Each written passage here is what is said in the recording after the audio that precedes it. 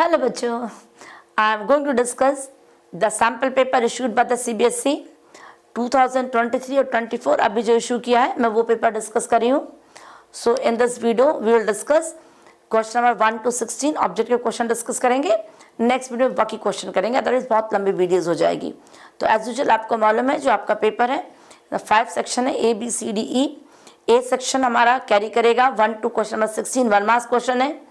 Section B में 2 marks question होंगे and 2 marks question हमारे 5 क्वेश्चन होंगे. एंड सेक्शन सी में हमारे 7 क्वेश्चन होते 3 मार्क्स. क्वेश्चन डी में 2 क्वेश्चन है हमारे case study base 4 marks. And section E में 3 लॉन्ग क्वेश्चन होंगे 5 marks. So without wasting much time start करते हैं क्वेश्चन सॉल्व करना, क्योंकि मेरा अपना एक्सपीरियंस है, काफ़ी सालों से करा रही हूँ कि जो फाइनल पेपर है उसमें काफ़ी कुछ रिपीट होता है. एग्जैक्ट तो नहीं होता है पर कंसेप्ट थोड़े बहुत वैल्यूज चेंज कर देंगे, 10-15-20% तो उसमें से आ जाता है. ठीक है, तो जस्ट कॉपी पेन लेंगे और सॉल्व करना शुरू करते हैं. Which of the following is not a property of equipotential surface. कौन सी चीज़ है जो नॉट, उन चीज़ों में अंडरलाइन कर लिया करो पढ़ते पढ़ते तुरंत ही. Not property of equipotential surface, they do not cross each other. ये तो सही है, नहीं करते हैं क्रॉस. यदि करेंगे तो एक पॉइंट पे 2 पोटेंशियल बता देगा. And the work done in carrying a charge from one point two other point and equipotential surface is zero. Work भी जीरो होता है, क्योंकि वर्क क्या करते थे आप लोग, चार्ज इनटू पोटेंशियल डिफरेंस. यदि सब पॉइंट पे पोटेंशियल बराबर है तो पोटेंशियल डिफरेंस वर्क क्या जाएगा, zero.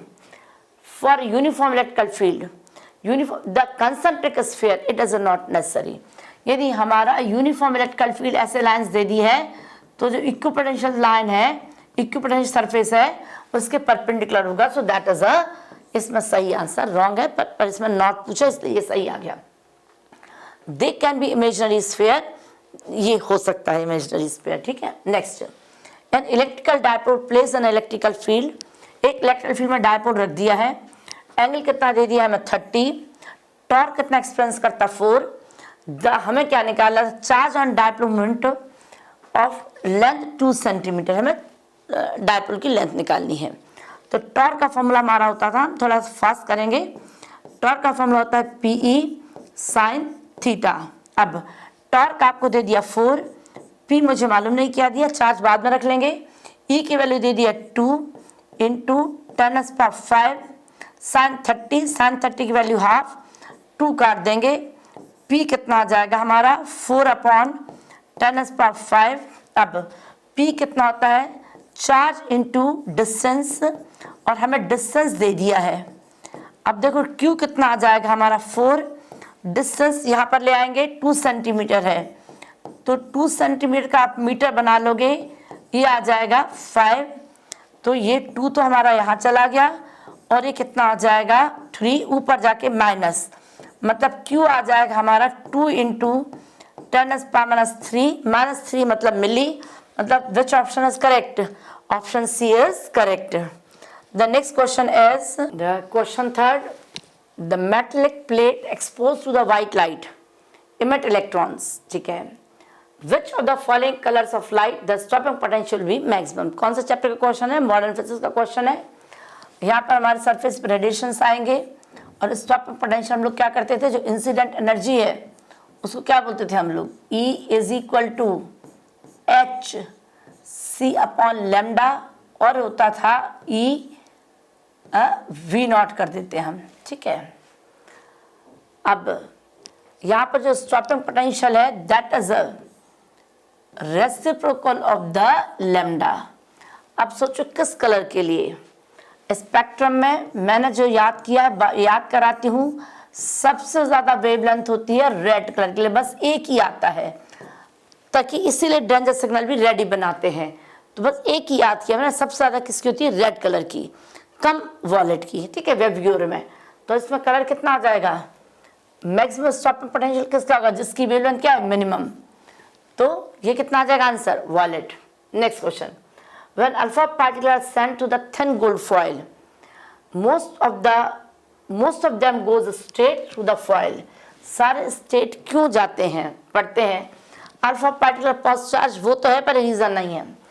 If mass of the alpha particle is more than the mass of the electron, ये भी रीजन नहीं है. Most of the part of the electron is empty. तो इसने क्या बताया था, स्टेट जा रहा है मतलब एटम में बहुत सारे स्पेस क्या एम्प्टी। तो सही रीजन क्या है बेटे हमारा this. Next, electron is moving along the positive X axis in a magnetic field which is parallel to the positive Y axis. Electron हमारा कहाँ जा रहा है, एक्स एक्सिस है पॉजिटिव, और मैग्नेटिक फील्ड कहाँ पर है हमारा, वाई एक्सिस है बी। मतलब मुझे ये समझ आ गया मैग्नेटिक फील्ड और जो वेलोसिटी के बीच एंगल दिया है 90। In what direction will magnetic force be acting on the electron. अब जो मैग्नेटिक फोर्स का फॉर्मूला होता था वेक्टर फॉर्म में, F is equal to Q V cross B. अब देखो यहाँ पार्टिकल भी इलेक्ट्रॉन दे दिया है, मतलब ये चीज कितनी जाएगी, माइनस आ जाएगी। वी एक्स है तो उसको आई कैप कर दो, इसको जे कैप कर दो, आई जे के। मैंने कैसे याद किया है बच्चों को, आई जे के, आई के बाद जे, जे के बाद के तो पॉजिटिव, आई के बाद जे आ गया मतलब पॉजिटिव के आ गया, और ये कितना है माइनस, मतलब हमारा जो आंसर है वो कितना आ जाएगा, माइनस के। अब माइनस के मतलब कौन सा हो जाएगा, along negative z axis. The next question is a relative permittivity of a substance X is slightly, the relative permittivity of the substance X is slightly mu r is less than 1 unity, and that substance Y is slightly more than 1। यदि relative है ना, relative permeability का मतलब होता है कि कौन सा सब्सटेंस कितनी जल्दी मैग्नेट बन रहा है। अब स्लाइटली 1 होता है डाया, किनको बोलते हैं, जो मैग्नेट नहीं होते हैं, और जो मैग्नेट बन जाते हैं उनको बोलते हैं पैरा। तो जिसका म्यू आर ज्यादा मतलब वो क्या होगा, पैरा, और जो कम है वो क्या जाएगा, डाया। देखो क्या है, X is a diamagnetic and Y is a ferro. तो नहीं है बेटे, फेरो का तो mu R very very large, ferro का mu R is very very large. तो ये किसका हो जाएगा, डाया, वो मैग्नेट बनता ही नहीं है, पैरा जो बन जाता है, और फेरो जो बहुत ही जल्दी बन जाता है। मतलब which option is will be correct, option D is a correct. The question number 7, an ammeter of resistance 0.81 ohm कितना करंट रीड करता है, 1 एम्पियर तक करता है। बोलते कितनी वैल्यू लगाएं शंट में ताकि उसको कितनी करंट मेजर कर ले, 10। तो डायग्राम क्या बना दिया मैंने, एमीटर है, इसका अपना रेजिस्टेंस है 0.8, करंट कितनी जा सकती है 1। हमने एक शंट लगा दिया, हम चाहते इसमें कितनी करंट चली जाए बेटे, 10। तो यहाँ तो 1 ही जा सकती, 1 से तो जाएगी नहीं, 10 में से 1 गया, यहाँ कितना आ जाएगा 9, और ये कितना आ जाएगा S। बिल्कुल करंट से पैरेलल सर्किट समझ लो आप, यहाँ जितना पोटेंशियल वहाँ इतना पोटेंशियल है, तो यहाँ का potential V equal to I, यहाँ का potential V equal to I R. तो IG G कर सकते हो, और ISS जनरेटर में ये कितना आ जाएगा 1, ये कितना आ जाएगा 0.81, IS कितना 9, और ये कितना S, 2 0 कर दिए, और कितना आ जाएगा 9। तो शंट की वैल्यू कितना आएगी 0.09 ओम, शंट कितना आ जाएगा 0.09 ohm. Question number 8, electron with angular momentum L moving around with the nucleus has a magnetic momentum. Direct relation है magnetic moment upon angular momentum is equal to Q upon 2m। तो हमसे क्या पूछा, magnetic moment L यहाँ पर ले जाओ। अब इससे बहुत ज्यादा आसान हो जाता है किसी भी सब्सटेंस का मैग्नेटिक मोमेंट निकालना, चाहे रिंग हो जो मर्जी हो, सिर्फ आपको एक रिलेशन पुट करना होता है। Which option correct, option A will be correct. Question number 9, the large scale transmission of electrical energy over a long distance is done with the use of transformer. The voltage output of the generator is step up because of step up. अब देखो जो हमारे transformer होते हैं 2 type के, step up और step down. आप simple सी बात समझो, जहां भी इलेक्ट्रिसिटी जनरेट होती है वहाँ पर लोग स्टेप अप लगाएंगे। क्यों, क्योंकि हम जितनी भी सप्लाई को हाई वोल्टेज पे भेजें, क्यों भेजेंगे, क्योंकि यदि पोटेंशियल ज़्यादा हो तो करंट कम होगा, और जो वायर होगा पावर लॉस कम होगा। पर हमारे जितने बल्ब है घरों में वो 220 वोल्ट पे जलेंगे, तो घर के पास हमें क्या चाहिए, 220 वोल्ट चाहिए। तो हमें घरों के पास जो छोटे छोटे पावर स्टेशन है वहाँ पर क्या लगाना पड़ता है, स्टेप डाउन। तो ट्रांसमिशन किस पे करते हैं, हाई वोल्टेज पे। तो जहाँ से हमें जनरेशन प्लांट्स हैं वहाँ से क्या लगेगा, स्टेप अप। क्या लगेगा, स्टेप अप। अब वो करते क्यों हैं, करंट रिड्यूस तो करते ही हैं, पर करंट रिड्यूस से फायदा क्या होता है, करंट रिड्यूस करने से पावर लॉस क्या होता है हमारा, I स्क्वायर R। यदि करंट कम होगा तो हमारा पावर लॉस कम होगा। तो रिडक्शन ऑफ करंट सही है, पावर लॉसेस कट डाउन, मतलब which option corrected, A and C both। Next question. The question number 10 is the diagram below shows the electrical field E and magnetic field B components of electromagnetic wave at a certain time and location। Magnetic field और electrical field दे दिया है, पूछते क्या है, the direction of propagation of electromagnetic wave. अब आप simple सी बात समझ, डायरेक्शन होती थी वो होती थी हमारी E क्रॉस B। डायरेक्शन क्या होती है हमारी, डायरेक्शन ऑफ प्रोपगेशन इज, बिल्कुल लर्न करना है ये बात को, E क्रॉस B। अब ये हमें कहाँ दिख रहा है, नीचे को, इसको बोल दोगे आप माइनस जे कैप। B कहाँ दिख रहा है, I, ये बोल दोगे I। अब ऑर्डर क्या है, I J K I, सीधा ऑर्डर याद करना है। यदि I के बाद J आ गया तो K, J के बाद K आ गया तो I, K के बाद I आया तो J। यदि उल्टा ऑर्डर हुआ तो माइनस, I के बाद J आना चाहिए, J के बाद K आना चाहिए, मेरा J के बाद क्या रहा है I, मतलब J के बाद I आया तो आना तो K, प्लस और माइनस तो माइनस K, और माइनस ये था माइनस K, तो माइनस माइनस कितना आ जाएगा, प्लस K। अब देखो जरा कौन सा ऑप्शन सूट करेगा बेटे हमें, परपेंडिकुलर तो है E और B के, perpendicular E and B and out of the plane of the paper, perpendicular E and B and into the paper, parallel तो दोनों गलत हैं।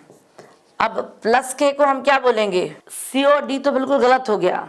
अब आ गया परपेंडिकुलर तो E क्रॉस B, ये आपको प्लस किया गया, प्लस के मतलब क्या, आउटवर्ड, यदि एन होता तो क्या बोला था आपने, इनवर्ड। तो which option is correct, A option is correct. Direction हमेशा क्या रखनी है, E cross B। So question number 11, coil का रेजिस्टेंस 100 ओम है और current is induce, change the magnetic flux through it. Magnetic flux change होती है, the variation of current time as shown in figure. अब सबसे पहले आप ये देखो, मुझे क्या निकालनी, फ्लक्स। फ्लक्स करंट में क्या रिलेशन है, हमें मालूम था E इज इक्वल टू कितना होता है, D phi upon D T. सिर्फ मैग्नीट्यूड की बात करें, मैंने माइनस साइन छोड़ दिया अभी, तो V is equal to I R, मतलब यहाँ कितना जाएगा आई आर, और डी टी को यहाँ ले जाओ, D T is equal to कितना आ जाएगा, डी फाई। बस देख लो कितना आ जाएगा हमारा। करंट और T यहाँ दिया, आप 10 और 0.5 नहीं पुट करेंगे, ग्राफ दिया है, तो I और dt हम क्या निकालेंगे, ये क्या लाएगा, एरिया। तो एरिया कितना आ जाएगा हमारा, एरिया ऑफ द कर्व क्या बताएगा, IT, तो हाफ, ये कितना 10, ये कितना 0.5, और ये कितना हमारा 100, ये आ जाएगा डेल फाई।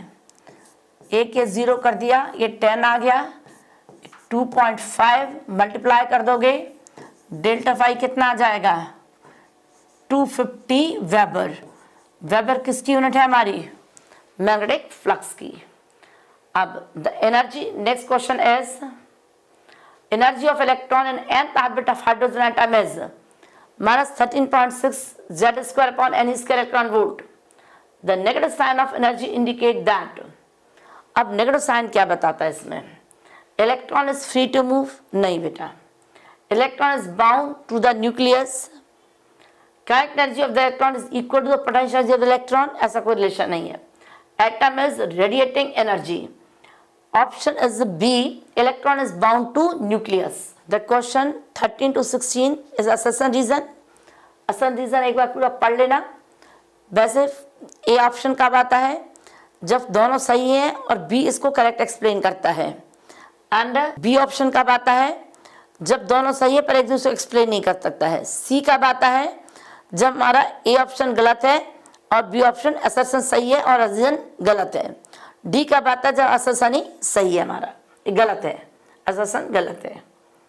क्वेश्चन नंबर 13 पढ़ते हैं, क्या बोलते हैं ये, for radiation of frequency greater than the threshold frequency photoelectric current is proportional to the intensity of radiation. बिल्कुल सही है बेटा ये हमारा। तो मैं क्या करती हूँ, इसको करते वक्त ट्रू लिख लूंगी यहाँ पर, ताकि हमें आसान हो जाए पहचानना। छोटा सा ट्रू लिख लूंगी मैं, कि जब हमारी फ्रीक्वेंसी थ्रेशोल्ड से ज़्यादा है तो करंट इंटेंसिटी के प्रोपोर्शनल है। Greater the number of energy quantum available, greater is the number of electron absorbing the energy quantum and greater is number of electron coming out of the metal। बिल्कुल correct. यदि intensity ज्यादा होने का मतलब ये होता है कि ज्यादा नंबर ऑफ आपके फोटोन इंसिडेंट होते हैं, ठीक है। सो इसका ऑप्शन हमारा ए आ जाएगा, 13 is a A. Next is a 14, putting p-type semiconductor slab directly in a physical contact with n-type semiconductor slab cannot form a p-n junction। बिल्कुल करेक्ट। एक जैसे एक पेन एल के मतलब ये p टाइप है n टाइप है तो ये p-n जंक्शन नहीं बनता है। There must be ohmic contact between p and n, ताकि हमारी जो इम्प्योरिटीज है वो यहाँ से यहाँ जा पाए, यहाँ से यहाँ पाए। सो ये आंसर बिल्कुल दिस इज अ ट्रू। और अब the roughness eight contact will be much more than inter-atomic crystal spacing and continuous flow of charge carrier is not possible। मतलब यदि ऐसा नहीं होगा तो चार्ज फ्लो का पॉसिबल नहीं है। सो एक्सप्लेनेशन भी सही। So this is also A. The next question is electron has higher potential energy when it is at a location associated with the negative value of potential and has lower potential energy when it is a location associated with the positive potential। Question number 15, an electron has higher potential energy when it is at a location associated with the negative value of potential and has a lower potential energy when at a location associated with the positive potential। ठीक है, electron यदि negative potential से है, ठीक है, तो ये तो हमारा ट्रू आ गया। Electron move from a region of higher potential to region of lower potential, it is not correct. Electron का चार्ज नेगेटिव है। So this is a false, मतलब ऑप्शन क्या आ जाएगा हमारा C. Next, propagation of light through an optical fibre is due to total inter reflection taking place at a core cladding interference, 100% सही। यहाँ पर क्या होता है ऑप्टिकल फाइबर में कि ये जैसे हमारा कोर है, अंदर वाली लाइन को हम कोर बोलते हैं और ये जो कवरिंग है ये बोलती है क्लैडिंग। दिखने में इतना बड़ा लग रहा है पर बहुत फाइन माइन्यूट होता है। जो आपके घरों में टीवी के केबल का कनेक्शन आता होगा, जिन्होंने केबल लिया होगा, तो वो जो तार होती है that is a optical fibre. तो यहाँ पर एक लाइट रेज कैसे जाएगी, फिर रिफ्लेक्ट होकर ऐसे आएगी और ये आएगी, ठीक है। तो ये तो बिल्कुल ट्रू है। अब इसको देखते हैं। Refractive index of the material of the cladding as optical fiber is greater than that of core, that is wrong। क्यों? यदि हमारा इसका ज़्यादा हो जाएगा तो हमारा टोटल इंटर रिफ्लेक्शन नहीं आएगा। टोटल इंटर रिफ्लेक्शन कब आता है? जब लाइट हमारी डेंसर मीडियम से रेयर मीडियम में जाए, तभी तो नॉर्मल से दूर जाएगी। So that is a false. इसका मतलब this option is also A. So in this video I'll discuss 1 marks question only, and next में I'll discuss 2 marks question।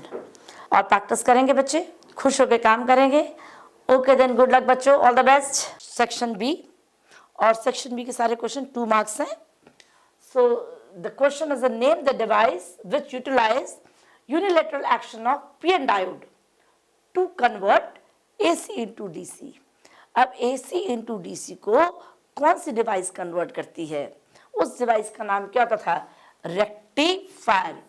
So rectifier is a device which convert AC into DC.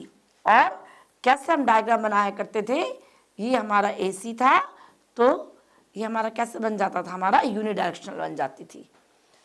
Next is draw the circuit diagram of full wave rectifier. तो 2 type के rectifier थे, एक half wave rectifier था, full wave rectifier था। तो rectifier में क्या लगा होता है हमारा, एक स्टेप डाउन ट्रांसफार्मर जो सप्लाई आती है उसको डाउन करेगा, और यहाँ सेंटर से कनेक्शन होगा, यहाँ पर रेजिस्टेंस R और एक डायोड D1 और दूसरा डायोड क्या होता था हमारा D2। ये हमारा सर्किट आ गया। नेक्स्ट क्वेश्चन है question number 18, the wavelength lambda of photon and de Broglie wavelength of n electron of mass m have same value। दोनों की लैम्डा सेम है, ठीक है। show that energy of the photon is 2 lambda mc divided by h times the kinetic energy of the electron where c and h have their usual meaning। कोई बात नहीं, हमें क्या निकालना है कि हमें फोटोन और इलेक्ट्रॉन की एनर्जी का रेशियो देखते हैं हम। फोटोन को मैंने ई ले लिया, मान लेते फोटोन की एनर्जी ई है, और ई कितनी होती थी हमारी H C upon lambda. H आपको पता है Planck constant, C the speed of light, lambda is a wavelength. और kinetic energy, kinetic energy of the electron को हम लोग लिख सकते हैं half M V square, where M is a mass and V is a velocity. अब मैं we velocity को कोशिश करूंगी कि हम लैम्डा के टर्म्स में चेंज करें। अब इन्होंने बोल दिया डी ब्रॉगली वेवलेंथ, ठीक है। तो जो डी ब्रॉगली वेवलेंथ है ये देखेंगे, ये क्या था हमारा, lambda is equal to H upon P, P होता था मोमेंटम, और लैम्डा इज इक्वल टू कर देंगे आप एच अपॉन एम वी, और यहां से हम टर्म ट्रांसपोज कर देंगे तो v इज इक्वल टू आ जाएगा हमारा h अपॉन m और लैम्डा। तो काइनेटिक एनर्जी कितनी हो जाएगी हमारी, काइनेटिक एनर्जी में v की वैल्यू पुट कर देंगे। So kinetic energy is equal to half m, और v इसके जगह आ जाएगा हमारा h square upon m square और लैम्डा स्क्वायर। नाउ दोनों का रेशियो निकाल लेते हैं, एनर्जी अपॉन काइनेटिक एनर्जी।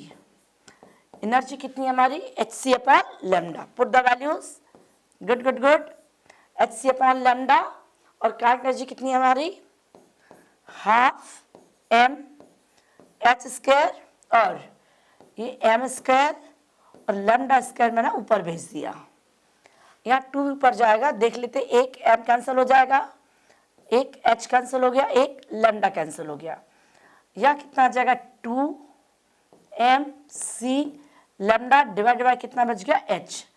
ये क्या बचेगा, energy upon kinetic energy of electron.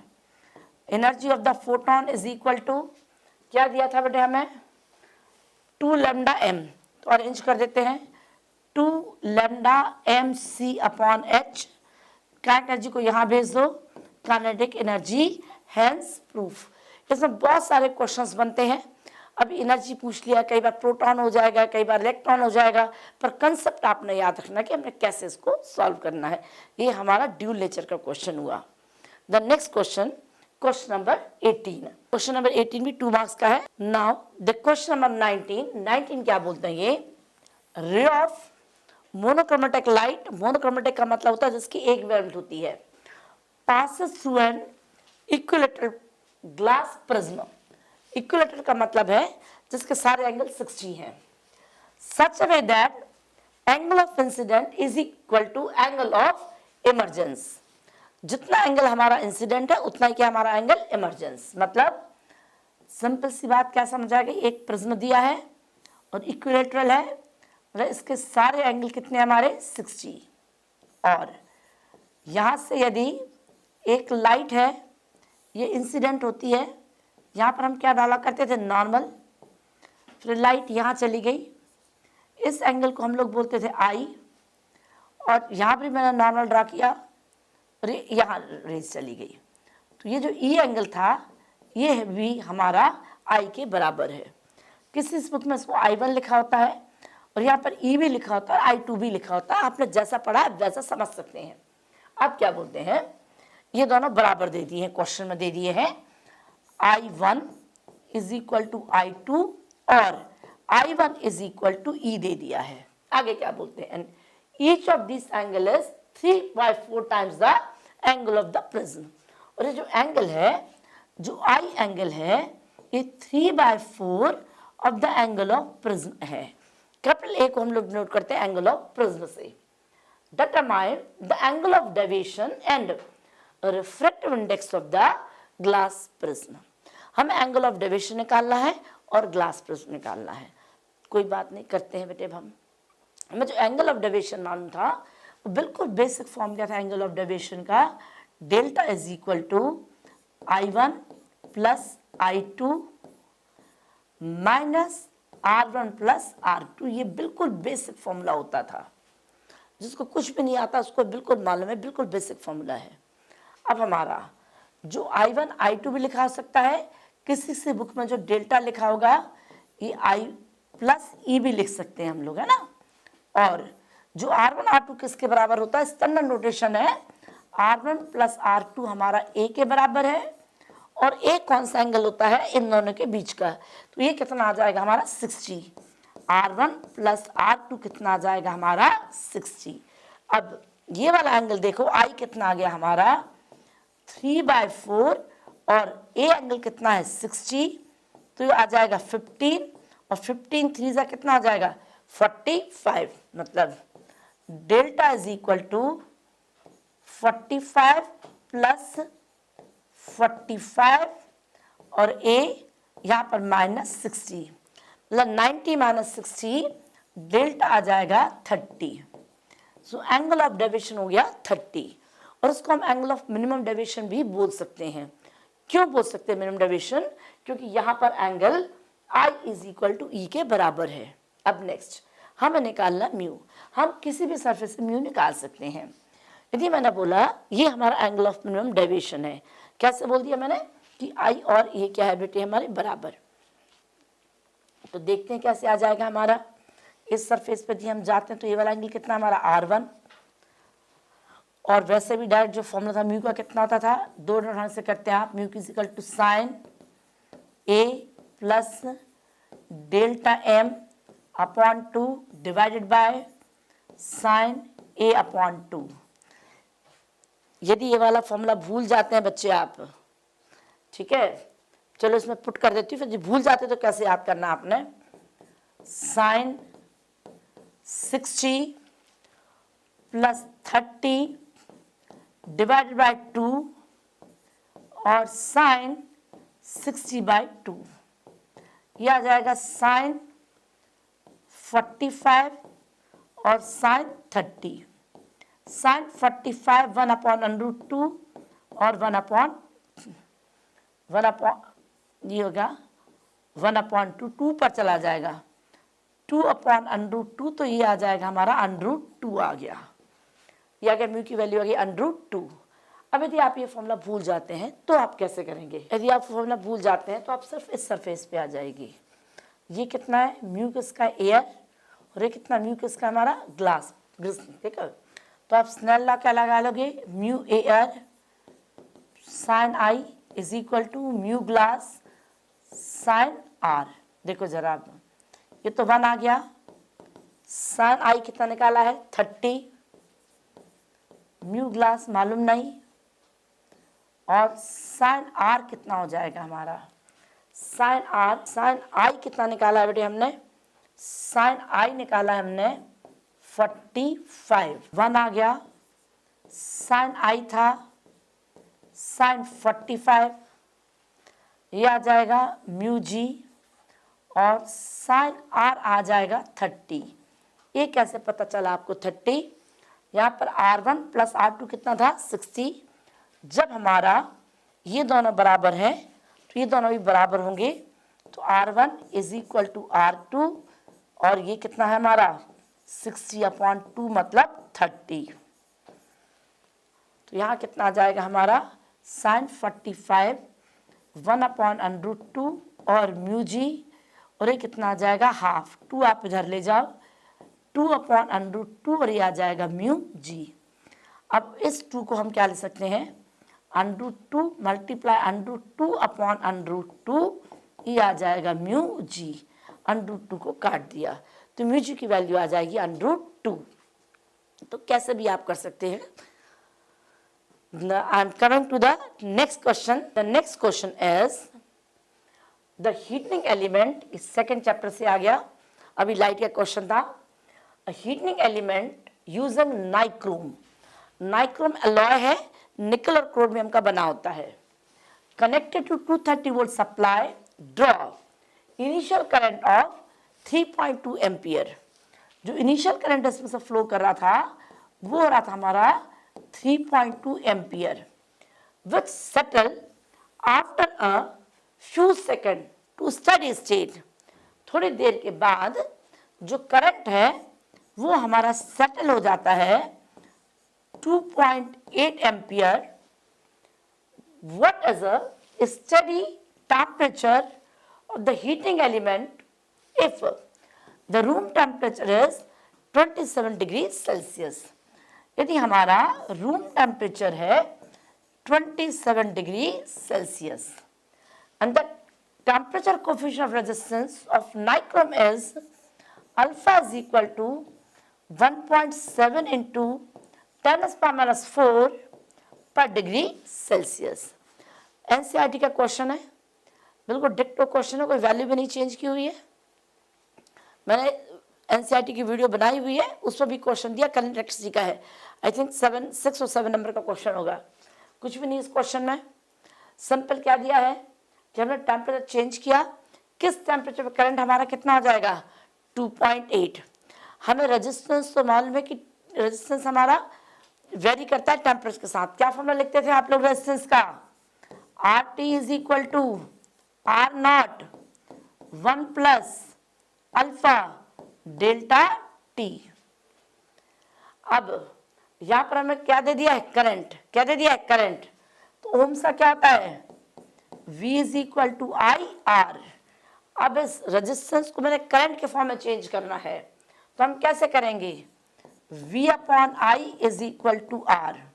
तो यहां पर हम लिख देंगे V अपॉन आई टी, मतलब current at T temperature, and V upon I not 1 plus alpha, difference of the temperature होता है T माइनस टी नॉट।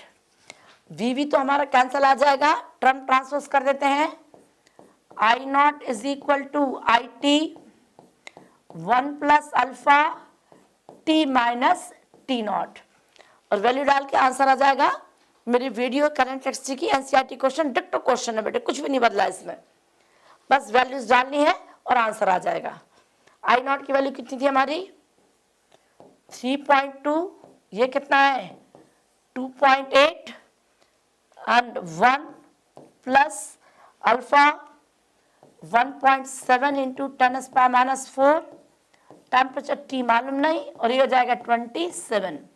अब यू माइट बी कंफ्यूज्ड कि यहाँ पर हमने डिग्री सेल्सियस पुट करना है या केल्विन। जहाँ पे डिफरेंस ऑफ द टेम्परेचर आता है, either you put degree Celsius और Kelvin, answer will be same. But अब जो आंसर आएगा वो सेल्सियस में आएगा, उसको केल्विन मत करना, क्योंकि यहाँ किस किया है आपने 27 डिग्री सेल्सियस। तो डिफरेंस में जैसा मर्जी डिफरेंस करो, कोई फर्क नहीं पड़ता है। So I am directly coming to the next question. The next question is show that the least possible distance between object and the real image in the convex lens is 4f, where f is the focal length of the lens। हमें ये बताना है कि जो lens है, यदि object है और इमेज है, उनके बीच मिनिमम डिस्टेंस कितना होता है 4f, उसको हमने निकालना है। ये वैसे हमने लर्न करवा दिया होता है, अब इसको हम निकाल के देखते कैसे है। चलो अब मान लेते हैं एक हमारा कौन सा लेंस दे दिया बेटे इन्होंने, show that least object and real image. अब मैं कन्वेक्स लेंस से लेती हूँ थोड़ा अच्छा समझने के लिए, ठीक है। ये है, अब मैंने यहाँ एक ऑब्जेक्ट ले लिया O, और मेरा यहाँ से रेज गई और ठीक है यहाँ पर ये रेज मिल जाती है मेरी, ठीक है। तो ये हमारा ऑब्जेक्ट है, तो ये क्या बन गई मेरी इमेज, और ये हमारा क्या कहलाता था प्रिंसिपल एक्सिस ना, यहाँ से। अब मैंने इनके बीच के डिस्टेंस को, टोटल को तो मैंने d बोल दिया कि मान लेते हैं इनके बीच का डिस्टेंस d है, और ऑब्जेक्ट यहाँ से x डिस्टेंस पे रखा है, और the distance we measure from the pole. तो इमेज कहाँ बन जाएगी मेरी d माइनस एक्स पे।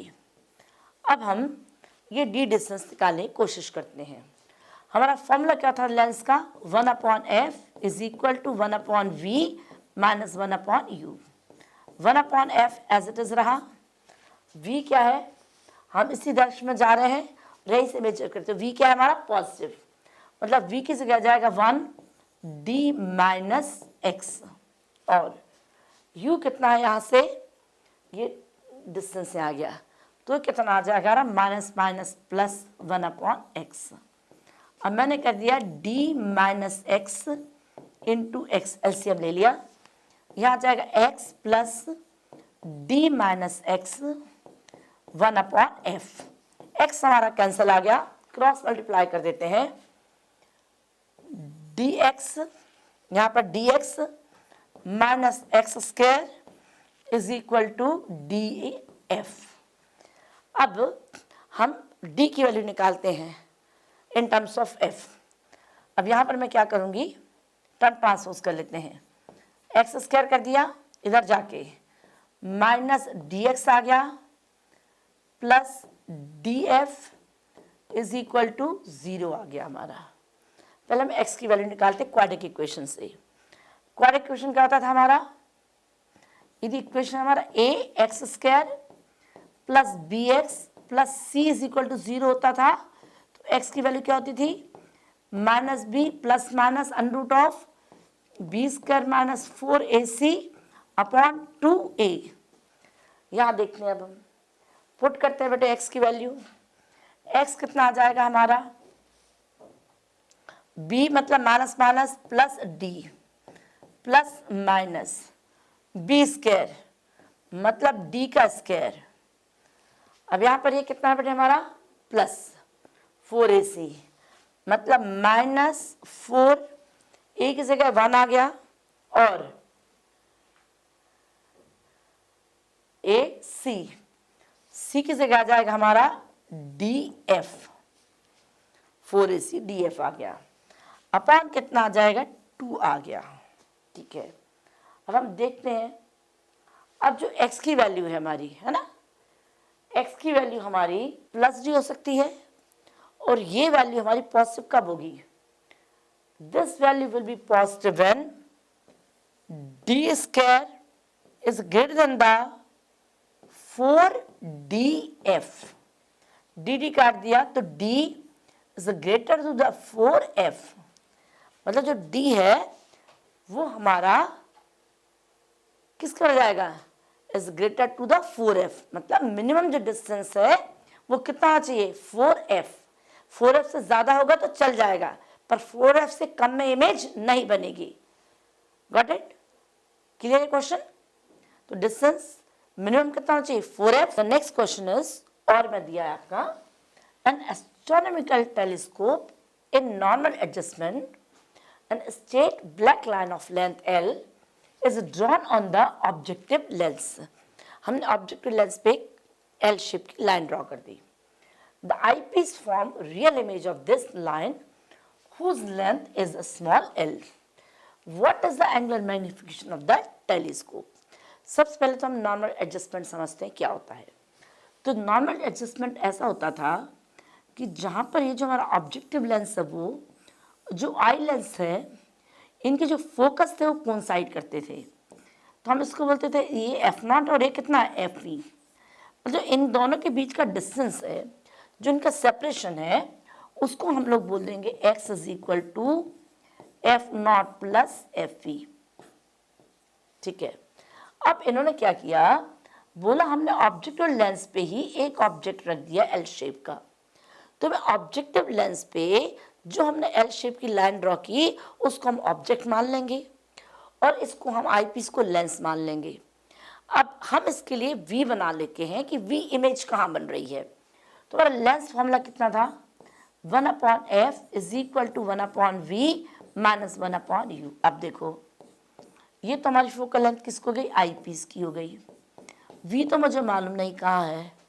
u जब मैं यहाँ से डिस्टेंस मेजर करूँगी तो रेस हमारी यहाँ से जाएंगी, तो डिस्टेंस कितना कहलाएगा मेरा, माइनस u। मतलब यहाँ पर माइनस और u का डिस्टेंस बन गया मेरा f0 प्लस fe, और ये साइन भी आ गया माइनस, तो माइनस माइनस कितना हो जाएगा हमारा प्लस। ठीक है, तो अब ये कितना आ जाएगा मेरा 1/fe, या माइनस माइनस प्लस होगा, इधर जाके माइनस आ जाएगा, 1/f0 plus 1/fe is equal to 1/v। अब करते हैं इसको solve. LCM fe, f0 plus fe, LCM ले लो, f0 plus fe minus fe cut जाएगा, 1/v आ जाएगा। अब देखते हैं बेटे, हम यहाँ पर f0 अपॉन fe बचाया मैंने, और यहाँ पर मैंने f0 plus fe upon v किया, तो मुझे ये समझ आ गया कि f0 प्लस fe u था, ये क्या था हमारा u। तो मैं टर्म बदल देती हूँ मैं, Fe upon F not is equal to V upon F not plus Fe। मतलब यदि मैं, हमारी जो मैग्नीफिकेशन थी, लीनियर मैग्नीफिकेशन, वो क्या होती थी? लीनियर मैग्नीफिकेशन होती थी V upon U is equal to H2 upon H1, है ना? मतलब V upon U is equal to H2 upon H1। तो यहाँ मुझे V अपॉन यू दिख रहा है, तो V अपॉन यू, ये एफ नॉट प्लस Fe कितना हमारा U है। अब ये Fe अपॉन एफ नॉट के बराबर आ गया, और H2 अपॉन H1 के बराबर भी होता था। मतलब यहाँ पर मैं डायरेक्ट क्या लिख सकती हूँ, H2 क्या है मेरी, साइज ऑफ इमेज। H2 क्या होती थी, साइज ऑफ इमेज, और H1 क्या है, साइज ऑफ ऑब्जेक्ट। तो साइज ऑफ इमेज क्या बनी बेटे, क्वेश्चन में क्या दिया है, स्मॉल एल, तो यहाँ पर स्मॉल एल आ जाएगा, यहाँ पर कैपिटल एल आ जाएगा। ये तो बात हो गई। पर हमसे लीनियर मैग्नीफिकेशन नहीं पूछा है, हमसे क्या पूछा है, एंगुलर मैग्नीफिकेशन। तो हमारा टेलीस्कोप में जो एंगुलर मैग्नीफिकेशन था नॉर्मल एडजस्टमेंट में, that is equal to F not upon F E. मतलब यहाँ जो मेरा F E upon F not है उसको मैं उल्टा कर देती हूँ, तो कितना आ जाएगा, F not upon F E is equal to, ये कितना था, capital upon small L, capital upon small L. तो यही हमारा आंसर आ जाएगा, F not upon F is equal to capital upon small L. थोड़ा सा ट्विस्टेड तो था क्वेश्चन, क्योंकि अभी तक हमने जितना पढ़ा होता था डायरेक्ट डिस्टेंस पूछ लेते थे और ये पूछ लेते थे, वहीं पर एल और स्मॉल एल नहीं रखा था। Got it? So next question करते हैं। The next question is question number 22। Section B is complete, 5 questions थे। अब हम स्विच ओवर करते हैं सेक्शन सी पे। तो सेक्शन सी के 7 क्वेश्चन है और 3 मार्क्स के क्वेश्चन है। शुरू करते हैं बेटे। क्वेश्चन इसका 22nd क्वेश्चन क्या है, given coin has a mass 3 gram, calculate the nuclear energy. Nuclear energy calculate करना है, मतलब कौन सा टॉपिक हो गया बेटे हमारा, एटम वाला, एटम या nuclei. That would be required to separate all the neutron and proton from each other. मतलब न्यूट्रॉन और प्रोटॉन कहाँ पर होते हैं, हमारे न्यूक्लियस के अंदर है। For simplicity assume that quark is entirely made up of copper.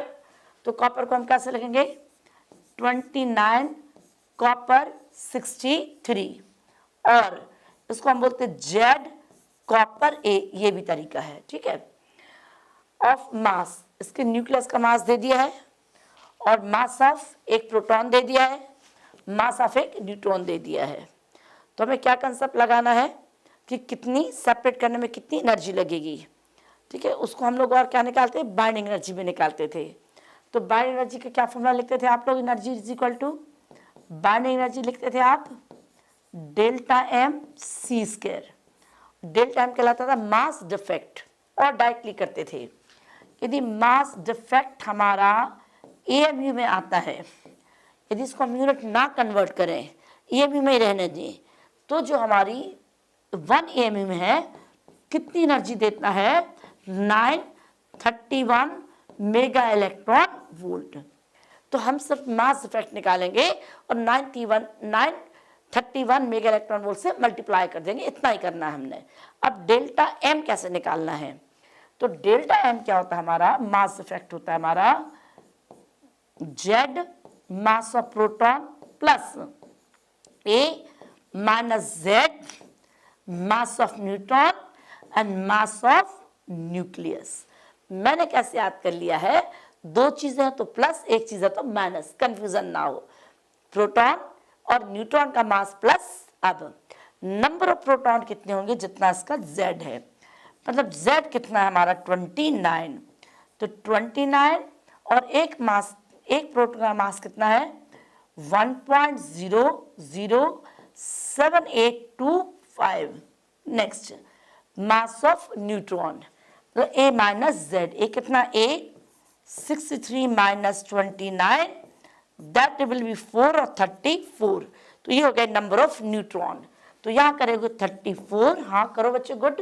And ये आ जाएगा 1.008665, ये आ गया हमारा मास ऑफ न्यूट्रॉन।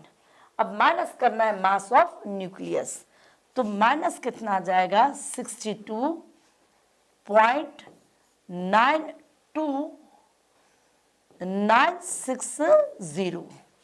अब इसको हम सॉल्व करेंगे, जो मास आएगा वो आएगा एएमयू में। इसमें सिर्फ कैलकुलेशन ही है, कोई बहुत ज़्यादा टफ क्वेश्चन नहीं है, हाँ कैलकुलेशन थोड़ी लंबी है। तो जो रिजल्ट आएगा वो रिजल्ट यहाँ लिखेंगे, फिर उसको 931 से क्या कर देंगे मल्टीप्लाई, तो हमारा सीधा आंसर आ जाएगा मेगा इलेक्ट्रॉन वोल्ट में। Clear? Charge plus Q and minus Q are place at a point A and B respectively. एक चार्ज ए पे रख दिया हमने प्लस क्यू और एक रख दिया minus Q respectively, which are a distance 2l apart, दोनों के बीच का डिस्टेंस कितना कर दिया 2l। C is a mid point between A and B, और C इनके बीच का मिड पॉइंट आ गया। What is the work done in moving a charge plus Q along the semicircle CR and D?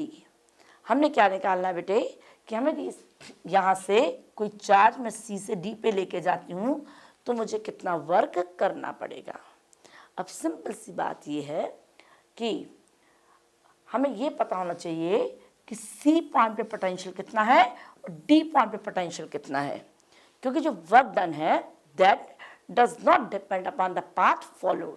Object को मैं C भी D पे लेके जाती हूँ, या C से ऐसे लेके जाती हूँ, या मैं C से ऐसे करके लेके जाती हूँ, या मैं ऐसे से करके लेके जाती हूँ, वर्क डन जो है वो सिंपल डिपेंड करेगा मेरा work done from C to D, work is equal to charge into potential difference, charge into potential difference.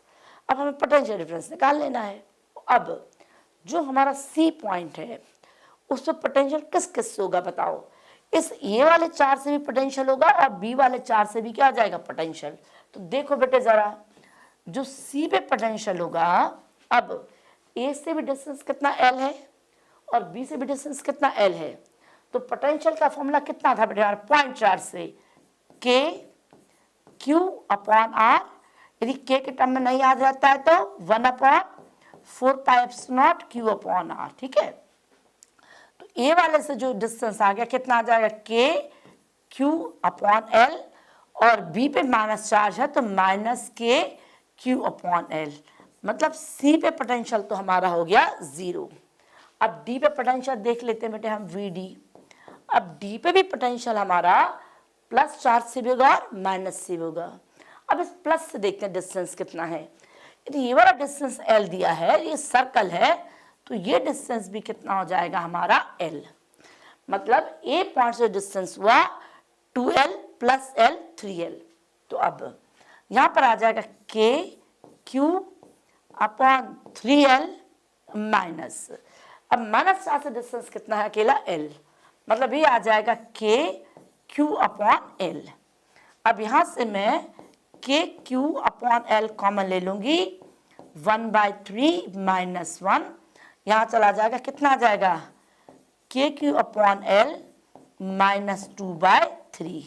अब यहाँ देख लेते हैं, work done is equal to charge and potential VD minus VC। अब charge कितना था जो लेके जाना था, क्या दिया था हमें capital Q, capital Q, capital Q, और VD कितना आ गया बेटे हमारा माइनस 2/3, चाहो तो K की वैल्यू डाल दो, 1/4πε0 Q अपॉन L, और VC कितना आ जाएगा 0, 2 से 2 चला जाएगा, कितना आ जाएगा minus Q and Q 6πε0L, ये आ जाएगा वर्क डन, यूनिट आ जाएगी जूल्स, ये हो गया वर्क डन। अब हम कैसे भी लेके जाते हैं, work done does not depend upon the path follow. Clear?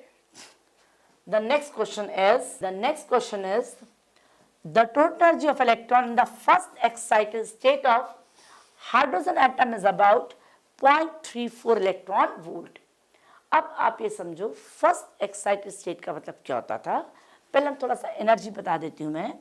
जब हम हाइड्रोजन स्पेक्ट्रम पढ़ते थे तो हम ग्राउंड स्टेट में जो एनर्जी बोलते थे -13.6 z square upon n square. If we talk about the hydrogen, तो हाइड्रोजन का z कितना आ जाएगा 1, मतलब एनर्जी आ गई -13.6 n स्क्वायर इलेक्ट्रॉन वोल्ट। अब बोला फर्स्ट एक्साइटेड स्टेट, तो फर्स्ट एक्साइटेड स्टेट का मतलब होता है first excited state n is equal to 2। यदि सेकेंड एक्साइटेड होती तो n is equal to 3, third excited state मतलब n इज इक्वल टू 3। तो अब एनर्जी देखते हैं कितना आ जाएगा बेटे हमारा -13.6 और ये 4, इसको डिवाइड करोगे तो -3.4 इलेक्ट्रॉन वोल्ट। ये ऑलरेडी इन्होंने दे दी है कि ये इसके पास एनर्जी है। अब हमसे बोलते हैं what is the kinetic energy of the electron in this state. अब हम थोड़े से आते फॉर्मूले आपको याद है तो बहुत अच्छी बात है, अदरवाइज आप कर लेंगे बेटे। ये जो काइनेटिक एनर्जी होती है वो ऑलवेज पॉजिटिव होती है और इक्वल टू टोटल एनर्जी के बराबर हो जाएगी। अब टोटल एनर्जी मेरी कितनी आ रही -3.4 इलेक्ट्रॉन वोल्ट है, तो यहाँ पर माइनस माइनस कितना आ जाएगा प्लस, और ये आंसर आ जाएगा 3.4 इलेक्ट्रॉन वोल्ट। तो बस ये चीज़ बच्चों ने याद रखनी है, काइनेटिक एनर्जी टोटल के बराबर है और टोटल क्या होती है माइनस, काइनेटिक क्या होती है हमारी प्लस, ऑलवेज प्लस। अब नेक्स्ट पोटेंशियल, पोटेंशियल एनर्जी और टोटल एनर्जी में क्या रिलेशन है, potential energy is equal to twice of the total energy. ऐसे में आप कंफ्यूज भी हो सकते हैं कि पोटेंशियल टोटल से ज्यादा कैसे हो गई, but both energies are negative, तो आपका कंफ्यूजन दूर हो जाएगा। ठीक है, अब टोटल कितनी थी बेटे हमारी -3.4, तो कितना आ जाएगा potential energy, potential energy equal to -6.8 electron volt. Next बोलते हैं which of the answer above would change if choice of 0 और पोटेंशियल इज चेंज। यदि जहां पर हम पोटेंशियल 0 ले रहे हैं, यदि उसको हम बदल दें तो 100% बात है पोटेंशियल चेंज होगी ही होगी ना। हमने रेफरेंस बदल दिया तो पोटेंशियल जी ऑप्शन इसका सेकंड को, ये फर्स्ट का आंसर हो गया, ये सेकंड हो गया, थर्ड का आंसर। जब हम 0 चेंज करेंगे तो पोटेंशियल जी डेफिनेटली चेंज। अब there is no change in a kinetic energy, no change in a no change। अब